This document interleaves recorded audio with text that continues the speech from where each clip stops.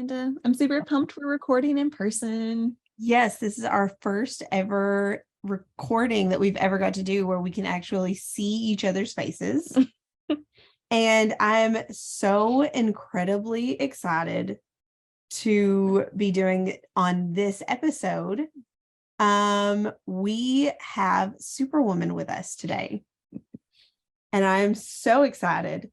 So hey Jordan, how are you doing? I'm doing great. And I don't know that I could own the Superwoman title. That's a lot.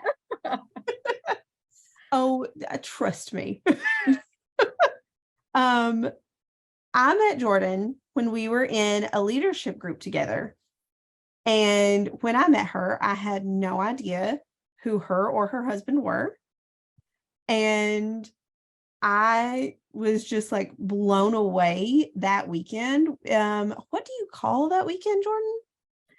Wasn't that was it that first our retreat weekend? Because it was our kickoff leadership Tri-County orientation, wasn't it? Yes, it was the orientation. Yeah. I could not remember for the life of me what we called that weekend. Like, I didn't think it was a conference. I didn't remember if we called it a retreat. Yeah, it was orientation weekend. And then we met progressively over the next few weeks. Yeah. Or next few months rather. And then a pandemic broke out and we didn't get to totally finish the program. So. And I'm still upset about that. There was some things Yeah, me too. Looking forward to. Well, we're awesome anyway. Yes. But like I remember that weekend, we were told that in several months we were going to be having a big event that we were all responsible for. And, start thinking about some ideas. And with every other class like this that I've ever done, any other group project, we wait until the last possible minute and then throw everything together. And here comes this woman who just like, nope, we're going to start now. And I was like, oh, this is impressive. And then we got to play board games together and that was super fun. Oh, that was a really great day. But I learned later that she was just an absolute boss. It is so sweet. I think I'm just learning that procrastination is the absolute enemy. So I just listened to a podcast from Mel Robbins about procrastination. And it was like, oh my gosh, these are all the things that I've been trying to fight for years. Because she just talked about how procrastination is often rooted in fear. Mm-hmm. And so the antidote to procrastination is actually confidence and courage. I like that. So you start with that courage and you build confidence and you just knock out those things that you're procrastinating on, because usually the consequences of procrastination are worse than the pain it would be to actually do the thing. Mm-hmm. I'm looking at a giant stack of laundry. That podcast with us so that we can listen to it ourselves. Oh, I will. There's a little bit of language, so I'll put that content warning on there. But she is fantastic. But I'm looking at this like giant pile of clean laundry sitting on the bed across from me and thinking, if I would just put that away, the pain and suffering that's caused by me looking at it would be so much less. Yes. But ever since I have met Jordan, I've just been in complete awe of her. I can remember, so our littles are only 3 weeks apart. I know. Oh my gosh. And I remember when mine was about 3 months. So I think yours was about 2 months at that point. I had met you out somewhere and you get out of the car in heels. And I was just like, okay, ma'am, I'm lucky if I don't wear pajamas in public anymore. And look at you. Oh my gosh. And now that our kids are 2, you are still working. You have your own business. You have a podcast. And you just spoke at a super cool conference that I've had people calling me about to be like, do you know this girl? I think she said she knows you. She did a really good job and I was so impressed by her. Oh my gosh, are you serious? That's so sweet. Yes. One of our friends called us one day this week and was like, I just got back from this conference and I'm not sure why you weren't there. And this girl spoke and her name was Jordan and she did such a good job and she was so inspiring. Oh, I was like, oh, she is going to love that. that is, oh gosh, that just makes my day. Yeah, it was the P31 Womanpreneur Conference and we had a fantastic time. It was great. But I'm still lucky to shower every couple of days. And Oh, I hear- wait. There might be a fundamental misunderstanding. Without giving too much information, I still only shower every few days. Like, let's be real here. I figure this is a safe space. Like, Definitely. I am in the hair washing every third or fourth day world. I don't know about anybody else. Yes. Considering we're called unvarnished mamas, this is definitely a safe space for this. This is that place. Awesome. Yeah, wow. It's really interesting to me to hear it from your perspective, because when I think back on those first really that first 9 months to a year, it was some of the most conflicting times in my life because I was suffering from severe postpartum depression and anxiety, and didn't get help for that until maybe about 8 months in. And so there was a lot of desperation in those months. And it sounds like those heels might have been a cry for help. But honestly, being honest about that, Jordan, I think so many women experience that in the first year. Like the first year is really hard after that baby comes into your life. And I had pretty severe postpartum with my second, and I didn't get treatment for it because I didn't even realize I was in it until I think she was probably about 9 months old. And I started at that time kind of coming out of it a little bit on my own without realizing what was going on and going, oh, I was in a bad place and I didn't even realize I was there. It really, I think I had a little bit, I don't know. I try to give myself a lot of grace with this because I struggled with depression and anxiety significantly, suicidal ideation, those sort of things in college. And so I knew what that felt like. I knew what it was like to be in not a great place. And I remember preparing before I had my Elizabeth and thinking, okay, I'm going to be ready for this when this happens. Like, because the likelihood, because of my history, that I did experience some of those hormonal imbalances and those sort of things, it was pretty high. I wasn't like I wasn't expecting it, but I still was determined to just get through it. These were supposed to be the most amazing days. These were supposed to be the best, full of joy, full of sparkles and sunshine and no sleep and sweetness and I just was having a really, really hard time. But the other thing I want to point out about your story though is I have an incredible support system. So anybody looking at my life thinking, how does she do it? It's because first of all, Elizabeth is the only grandchild on both sides. So we have two sets of doting grandparents who adore her and are constantly saying, you know, how can we help? Can we keep her for the weekend? Can she come hang out with us? Like, we have just an incredibly supportive community. So that is really how we do it, is because we are surrounded by people who love Elizabeth and who are constantly coming in clutch when things get hard. Yeah. So I want to throw that out there just so we have no illusions over I am not doing this by myself. Not at all.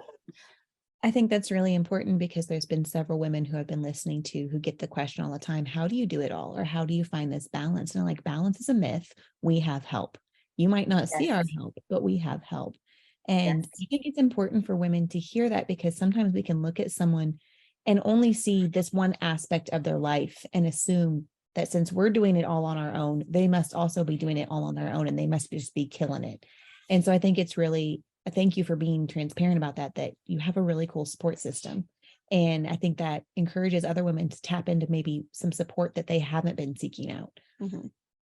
that makes a big difference. And that support could look like maybe seeing a counselor, setting aside that time. Maybe it's going in with another family and finding a great babysitter who can provide that support. Maybe it's simply, well, I can give an example of this. Just last week, Elizabeth was sick, and my husband was out of town, and I needed to work. I work remote, so fully from home, and I was at my wits end. She had not napped.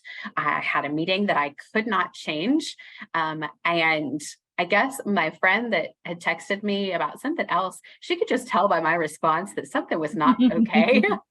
And she all of a sudden switched gears and she said, "I'm coming over, stay put." And she showed up and played with Elizabeth for a couple hours so that I could get done what I needed to get done and get my sanity back. And I don't know what I would have done without somebody like her. And so you might be, to your listeners, you might not be in the season where you're in that desperation newborn zone, but you might be in a season where you have a little bit of flex time. And so really being willing, even if it's weird, to say, "Hey, I'm going to come over and help you right now." With the right friends, sometimes that can make all the difference in the world. Yeah. So kind of segueing just a little here. I have told all of the really cool things from my perspective that you've done. But would you like to actually introduce yourself? Sure. So hey, listeners, to the Unvarnished Mamas podcast, which I love the name, by the way. I am a communication skills and leadership development coach. So that is my side hustle, small business, if you will. So I am a speaker, a trainer, and a coach on communication skills, leadership skills, focusing a lot on women and entrepreneurs and in corporate sector. My background, though, is in higher education. So I spent 7 years as a full-time associate professor of communication, and I taught courses in advertising and career-oriented professional skill development courses. Public speaking is one of my bread and butter courses and skills that I teach. And currently I do work remote, and I'm an instructional designer. So I partner with faculty and help them build courses that are engaging and accessible for students.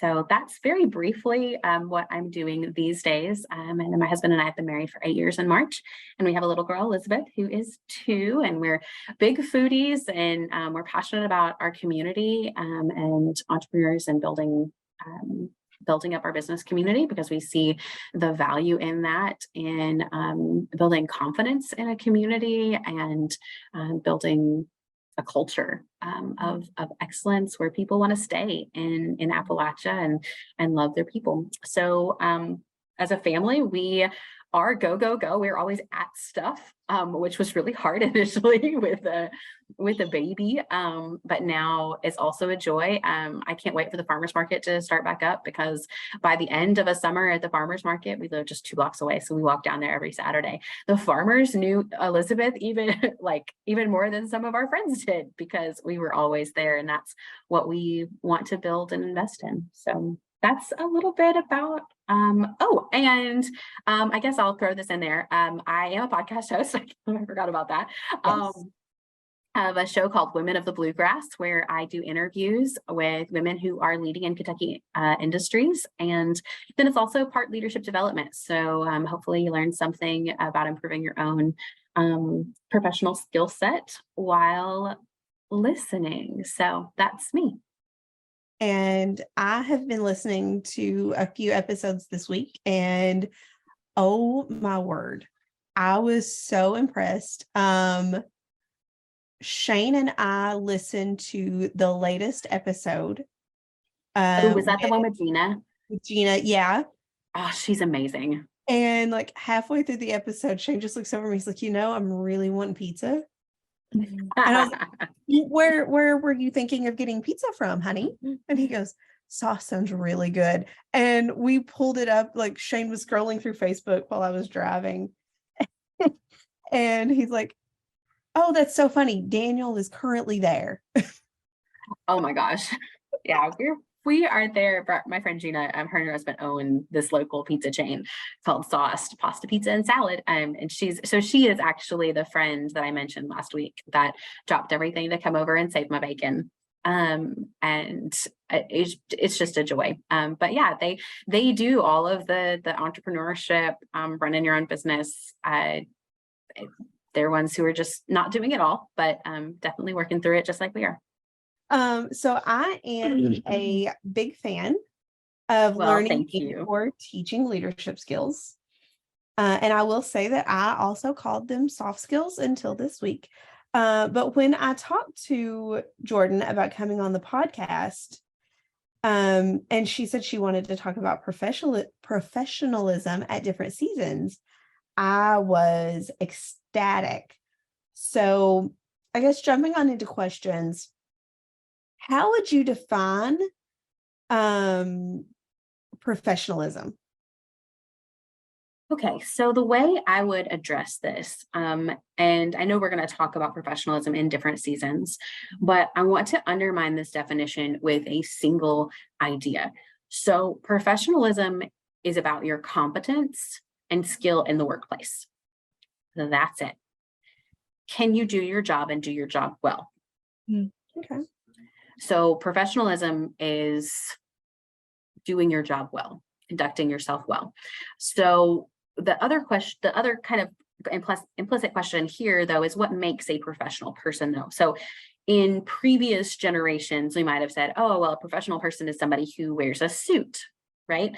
Or they own a briefcase. That's a professional person. And some of it might have to do with appearance, but really this then depends on your individual industry in terms of what professionalism looks like. If you're a lawyer and you show up into a courtroom in blue jeans and flip-flops, you haven't adhered to the professionalism standards of your industry. But professionalism at its core, though, is about demonstrating competence in the workplace. And so we can break that out and have it mean a couple of different things. So even the Department of Labor has a professionalism outline that they recommend. And they say it's about conducting yourself with responsibility, integrity, accountability, and excellence. And so workers who are professional are responsible, they're ethical, and they're team oriented. They understand their organization. And those aren't appearance oriented, are they? They're much more oriented with your communication and behavioral interpersonal skills than just what you look like. So when Amanda was telling me about you, Jordan, and what you do, she mentioned the term soft skills. And a lot of our listeners, I'm sure, may not be familiar with this term, and I wasn't. I'm kind of embarrassed to admit that I Googled what are soft skills. So could you explain to us what exactly we're talking about with soft skills? And we had a little bit of conversation before the podcast started about, why we don't like that term and why there's a better way to describe that instead of using soft skills. Absolutely. So the origins of the term soft skills came out of a contrast to hard or technical skills. So for example, if you were in a manufacturing context, right? So, or an engineering context, your hard or technical skills have to do with the actual mechanics of the thing. Can you, or if you're a software engineer, do you actually know how to code? Can you do those things? And so those are your technical skills.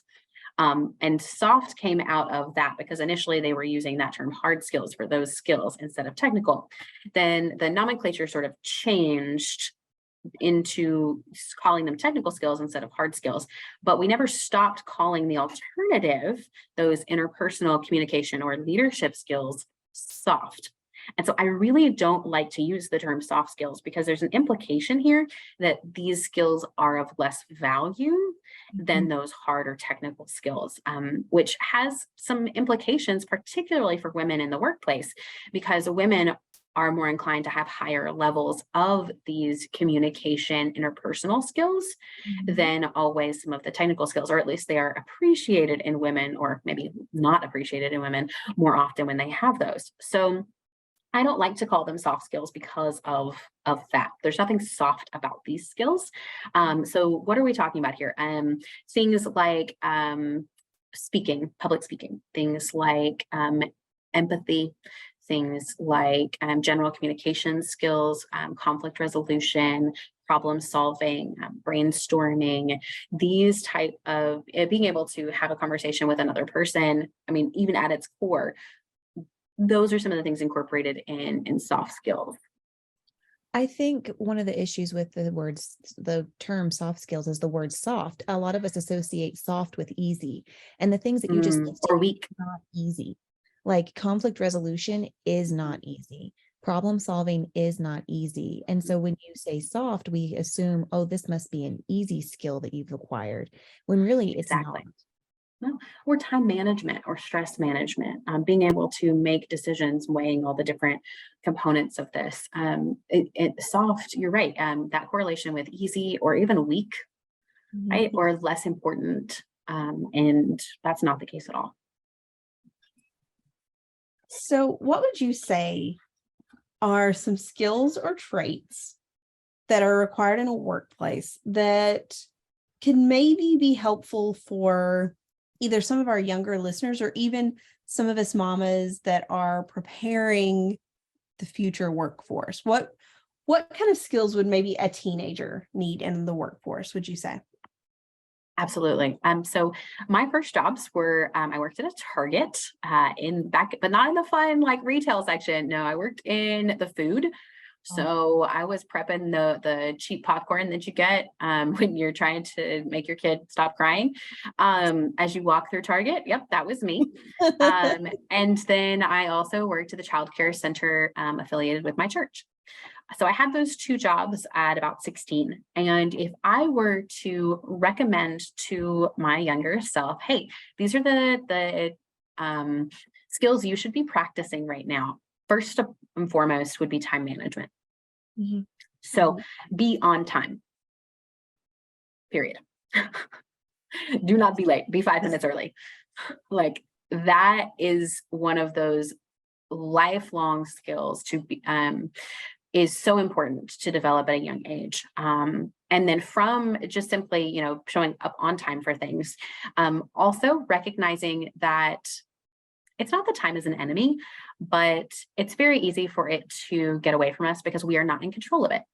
And so learning how to manage your time well, not procrastinating or recognizing, hey, what's a realistic amount of time this activity is going to take me? Thinking even in so again, I'm working this essentially kind of like a fast food job, but I was often by myself. So because we would only have one person working, maybe one person on the register, the other person working in the back, I had to navigate, okay, how long is it going to take me to take this pizza out of the wrapper, pop it into the little oven, or start the popcorn or serve that in order to get it back to the customer? And what do I need to start at what time? So learning quality time management skills and also knowing how much time it takes you to do something might be a different amount of time than somebody else. Do you do better whenever, and some of this goes into being very self-aware. And so cultivating in your teenager a sense of self-awareness is really valuable because it helps them recognize, okay, you know what? I am happier and healthier when I have plenty of time to do things. Maybe they're more reflective or cautious by nature. And so it drives them nuts if a teacher says, hey, you've got this brand new project and it's due day after tomorrow. That stresses them to pieces. Okay, well, they know that about themselves. They need to give themselves a lot of time. Maybe you've got somebody on the other hand, and I'm one of these people. I'm very comfortable with improvisation. I'm comfortable with making it up as I go and changing on the fly. Like I love that. So I don't mind if I've got something to do and I work really quickly.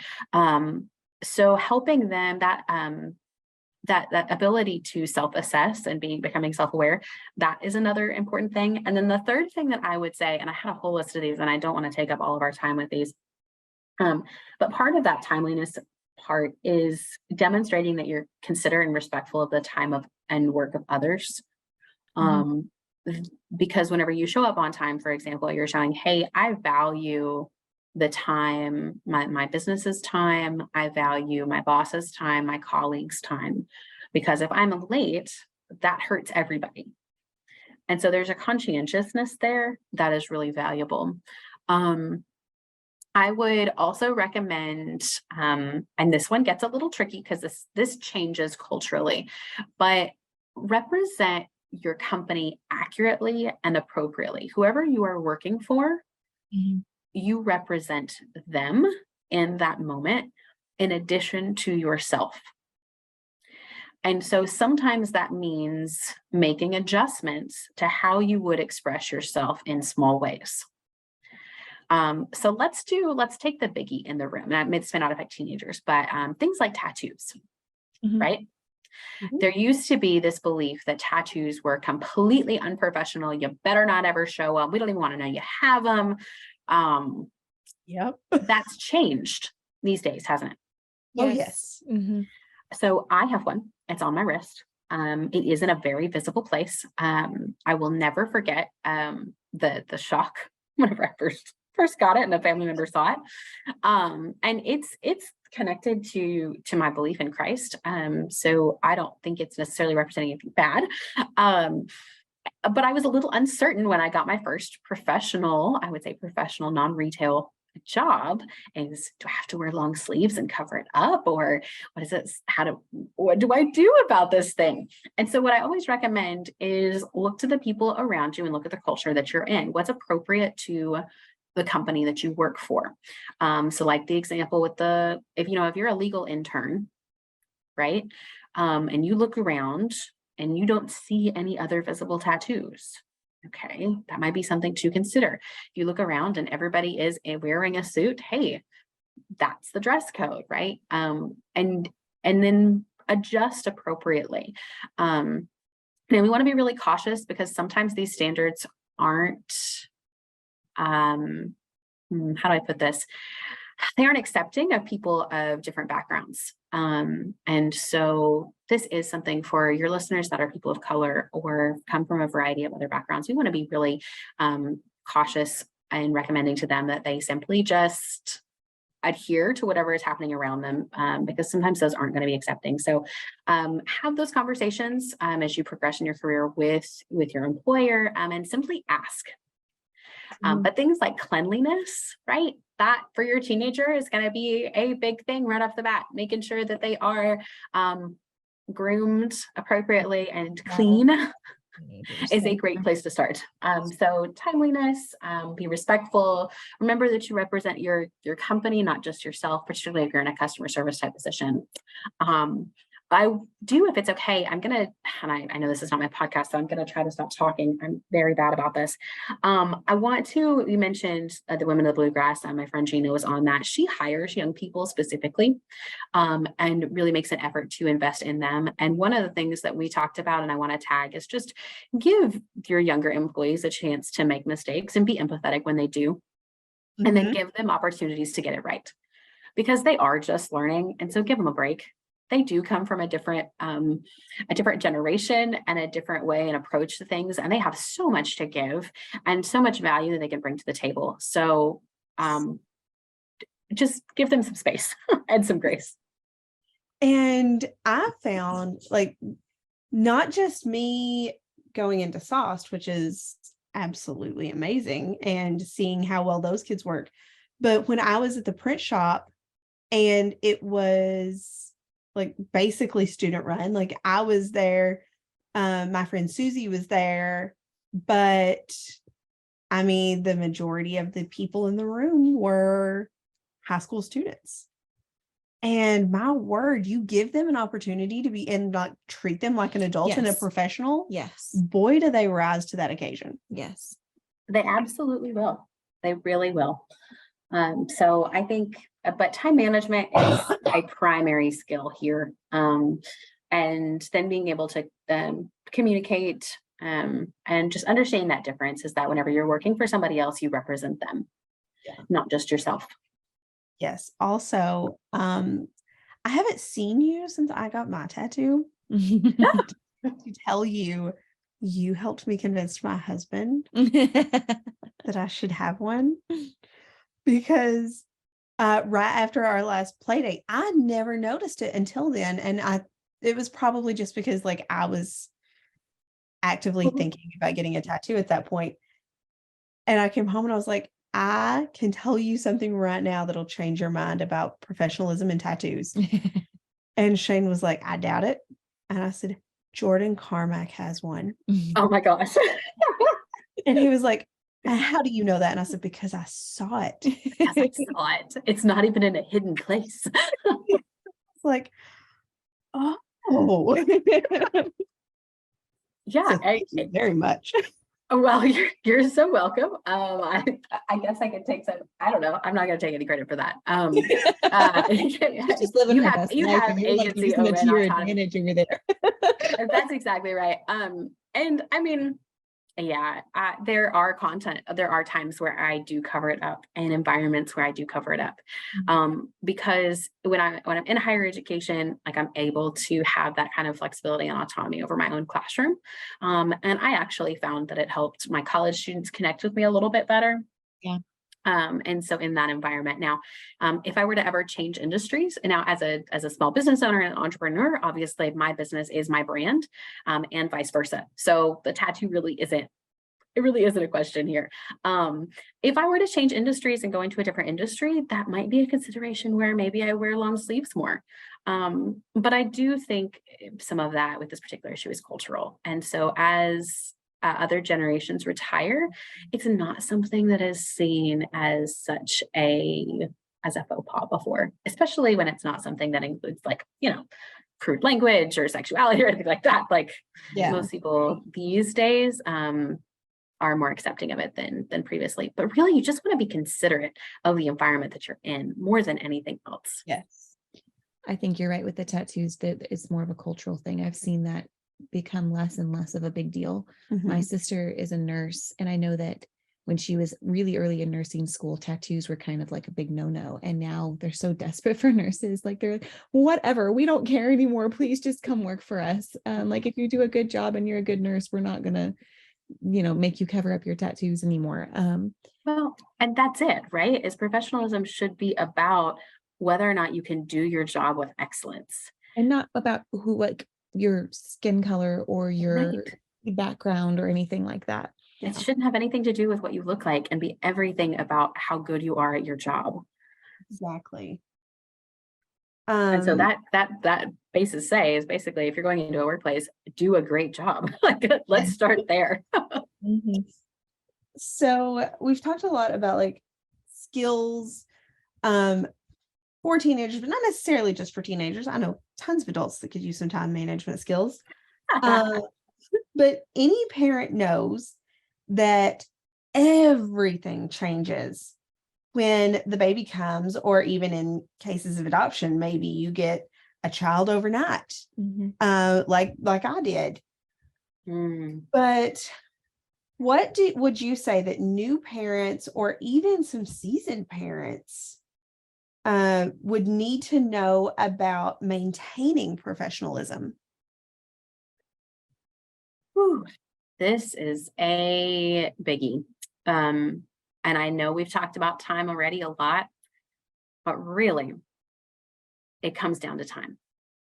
Because I think I said this several times when I was first going back to, I had about 4 months off work for maternity leave, and maybe like 14 weeks.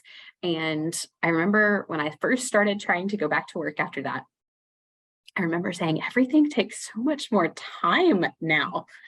I could roll out of bed, get ready in 10 minutes, and be out the door. And it took no time at all. And as soon as you add a child into this picture, it takes quadruple the amount of time. And then I really think that multiplies times each kid. Diana, maybe you can speak to that, because I only have one, but I know I need if it's going to take me normally by myself 15 minutes to do something, it's going to take at least another 15 or 20 minutes to also take Elizabeth with me. I think some of this will fluctuate with your kids' ages. So my oldest is 11 now, and life is so different than when he was 2. So encouragement to other moms who are maybe in like the workplace right now, it's going to get easier as your child gets older because they get more and more independent. And for me, like 6 or 7 was the sweet spot where like you can actually put your own clothes on, you can put your own shoes on, you can get yourself a snack. I don't have to wipe you when you go to the bathroom. You're pretty autonomous with bathroom things at this point. And the world looks a whole lot different once you hit 6 or 7. But until that point, yeah, you're definitely multiplying the amount of time it takes to get anything done. And even when your kids are older and more independent, you are still the orchestrator of your home. And so it will still take more time to get stuff done. I like that image of a mom as an orchestra conductor. Oh, totally. You've got the whole symphony in front of you, and you're the one, honestly, the mom is the keeper typically in most homes of the schedule and the meals and the housekeeping. And even if you're a working mom, you're usually the one who has all those things in your head or on paper somewhere in the home. Yeah, that's exactly it. And so I think that's why I would say time is learning to manage your time differently, because your responsibilities have changed. And so now it's not just your own mess that you're cleaning up, it's the mess of a third or fourth or fifth person. And then how do you, share that responsibility with your spouse, and how do you communicate? Suddenly, you have to set aside that time to talk about, parenting things, but also time to invest in your relationship. So flirting time, you want to have those things as well as the parenting time. And then throwing in, if you're back at work full time outside the home or working remote inside the home, juggling that. And so I think really learning to manage your own time well is key to maintaining your own professionalism. And so I think about, in my particular case, I do work from home, which is nice. And so I don't always have to put on all my makeup and get ready and all of those things in the morning to get ready. But I have noticed that when I give myself enough time to get ready before my daughter wakes up, Oh, yeah. my mindset has changed. I am much more in line with my professional self, with my working self, when I do have my button up and my blazer on and my makeup done. Because as soon as I sit down at my computer, it's like, okay, I am in working mode where I'm representing my organization. I'm not just in mom mode anymore. And so giving myself that margin in my time in the mornings has been a game changer for me. I will say, even for those of us who live in mom mode, like I'm a stay-at-home mom and I homeschool my kids. And if I can get up and get ready for my day, like that's a different form of professionalism. Like I should still be It professional is. doing in my home and demonstrating that for my kids. And if I'm up before them and ready for my day and ready for them, our days go so much smoother. And I feel much more confident about my day when I treat it like I would a job, because it is my job. Like It is your job. my children. That's a profession, and I'm homemaking. I'm taking care of my home and orchestrating all those things that we just talked about earlier. And that time management is super important for us to get all the things done we need to in our day. If I can get a head start in front of my kids during the morning, our days just go so much smoother. I think there's something to be said here for respect for self too. Is whenever you take that time to invest in yourself, whatever that looks like. All of us have a variety of different needs here in terms of our physical appearance or what we wear, but it is just taking a few moments to invest in yourself, to feel good about yourself, setting yourself up for a confident day, instead of flying by the seat of your pants, which is often what happens, but that's okay too. Yes. Unfortunately, my little has flipped a switch. I'm not sure how or when, but he knows the second I open my eyes that it's time to go. Oh no.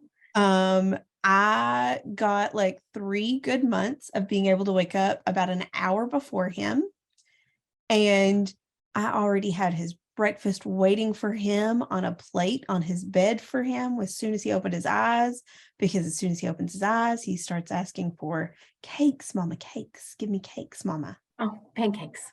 Yes. Precious. And so I would have them ready to go. I have his water bottle full of juice or water or whatever it is he's drinking at the time. I can get dressed. I can go over my day. And now it's like, my alarm doesn't even get to go off anymore. And as soon as I open my eyes, he's magically just standing there staring at me going, "Cakes, Mom?" Oh my gosh, it's terrifying. So speaking to this as an older mom, that's a season 2. We experienced that season as well, where there was a point where it's like, I could not get up before my kids. Every time I opened my eyes, it's like they knew Mom's up, so I can be up and I can be going. And that was a very difficult season because I didn't have that head start on my kids.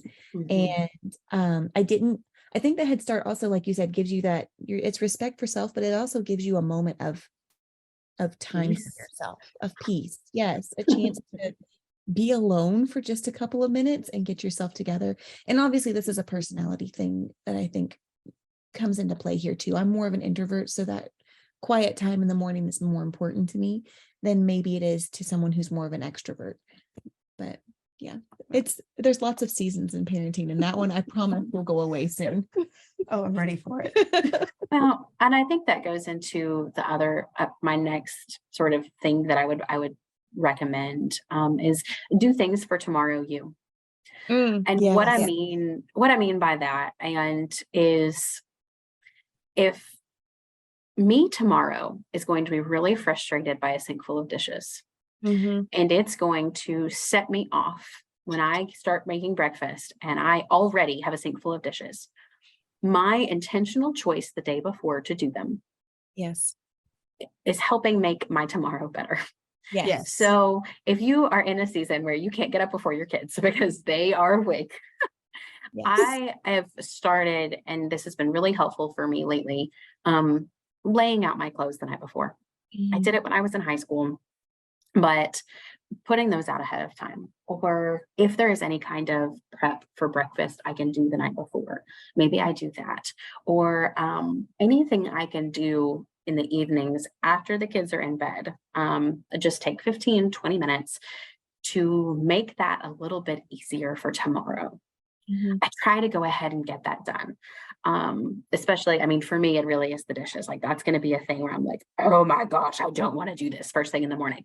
And it's a favor I do for myself.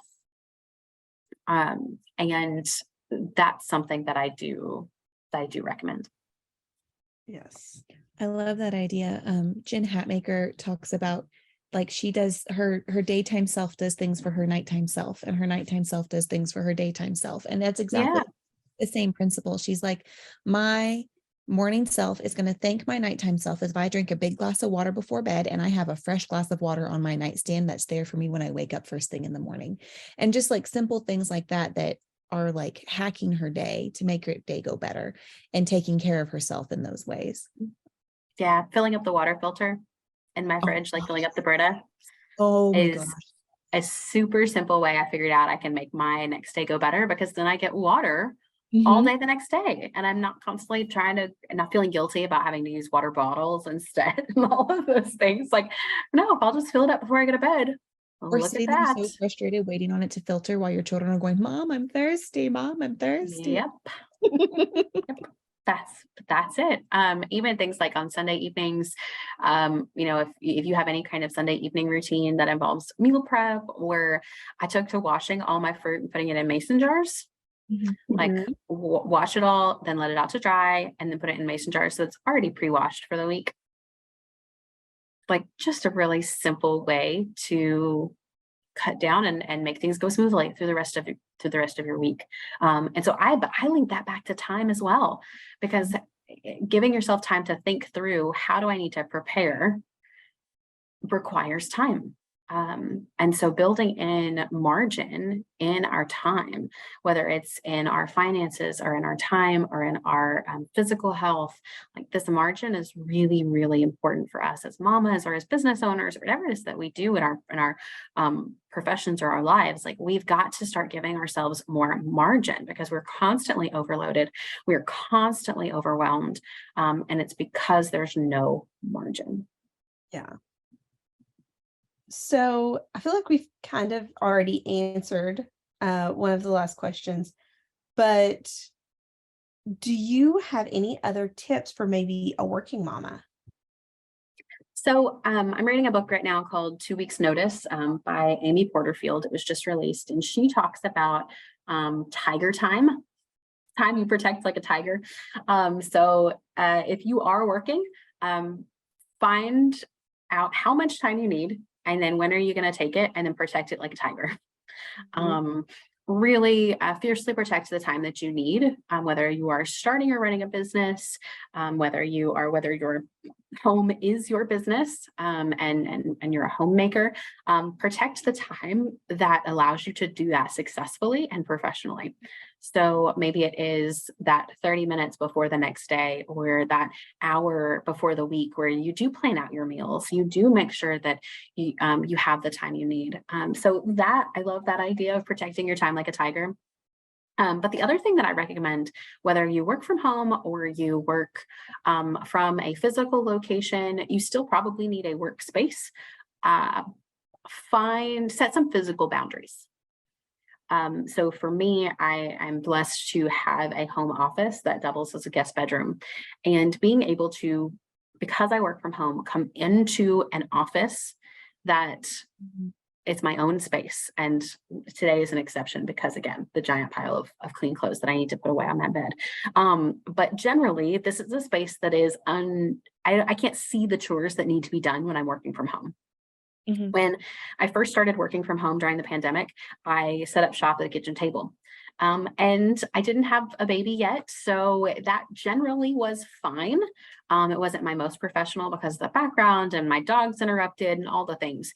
But Mm. especially once I had a toddler, things don't stay as clean, and Yeah. there are more chores to be done.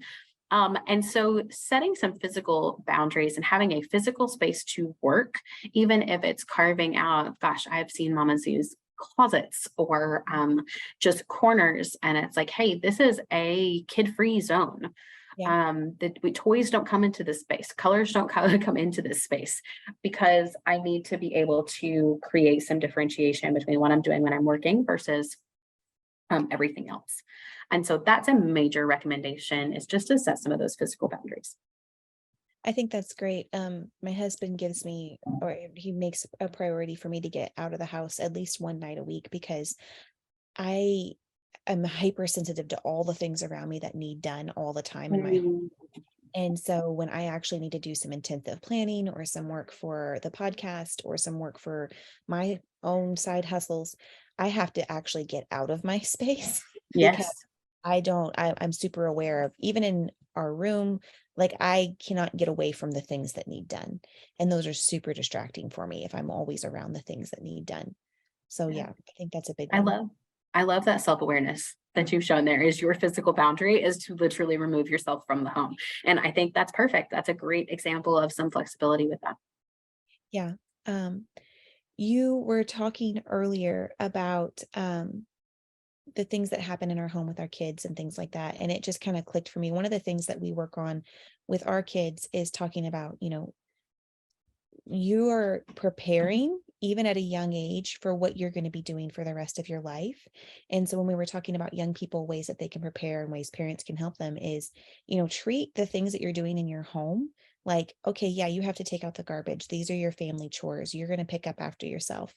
These are things that you can treat as training ground for your future professions. And it's kind of hard for teenagers, I think, sometimes to think about, well, mom, it's just chores. Like, that's not going to help me in the real world. But I think that those chores and how you treat them can definitely empower you for what's coming in the future. Absolutely. So you are, as a member of a family, you are part of an organization.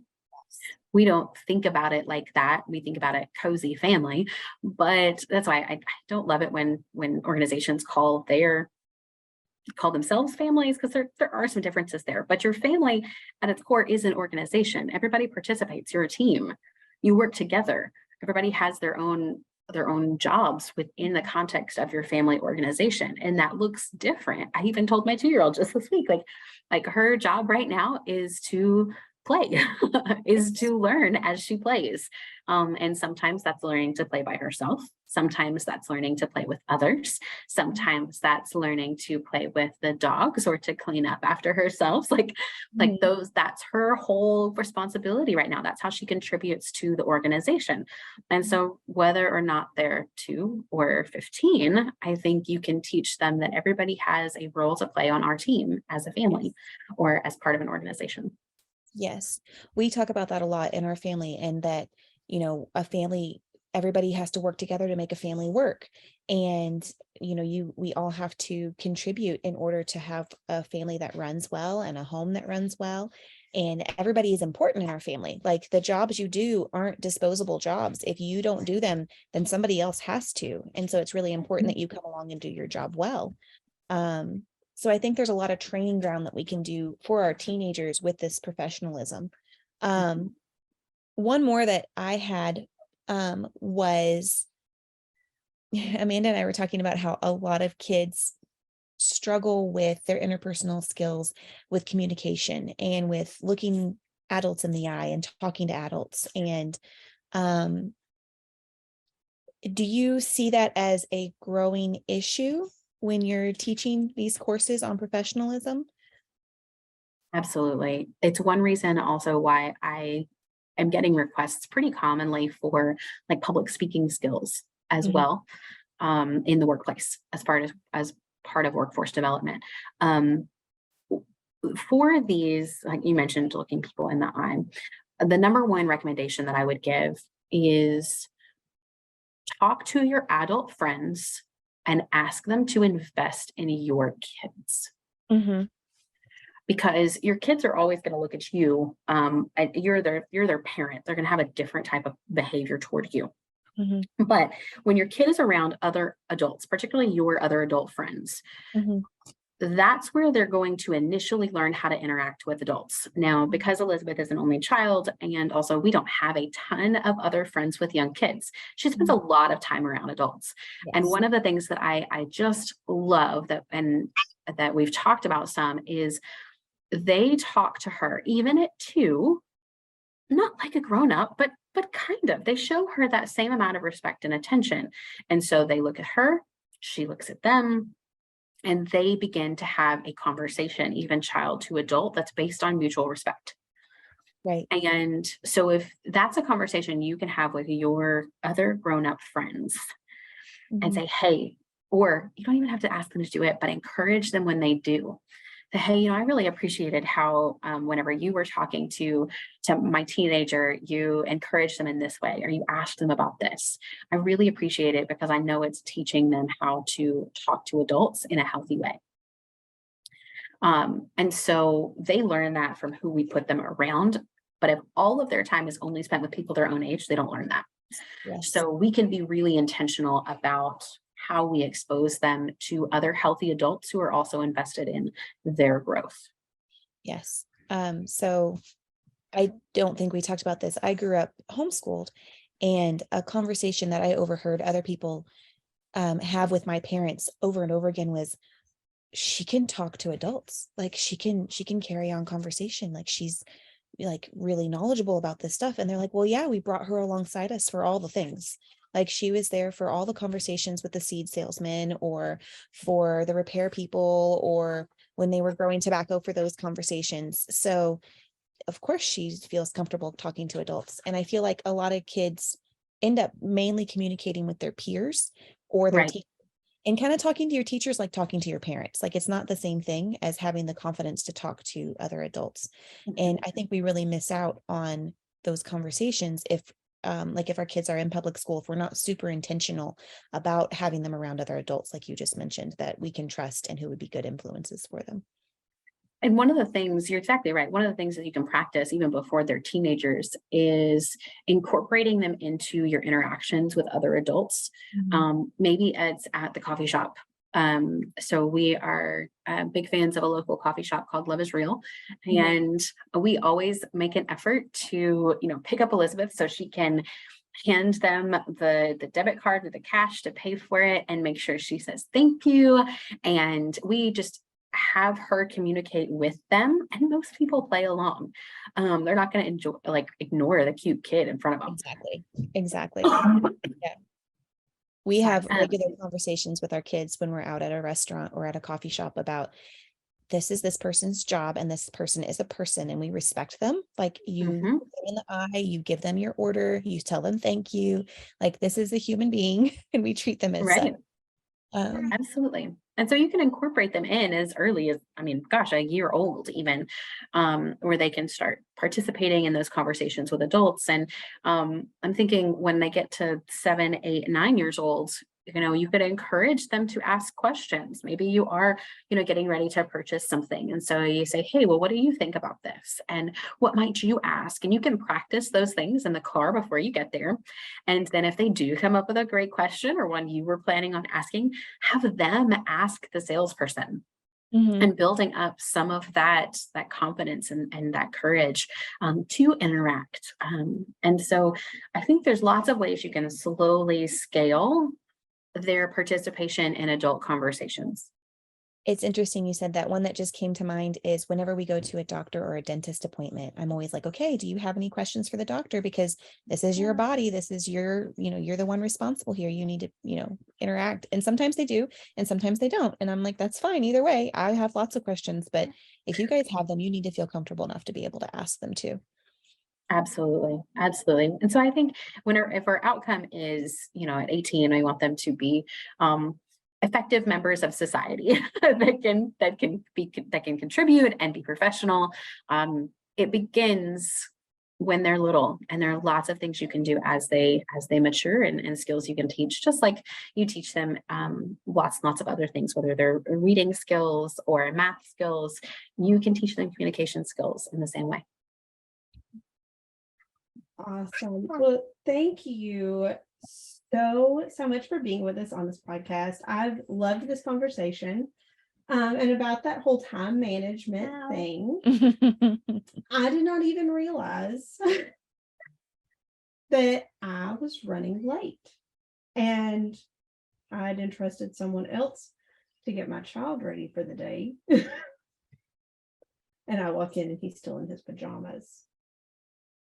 That happens. I have just absolutely loved talking with you.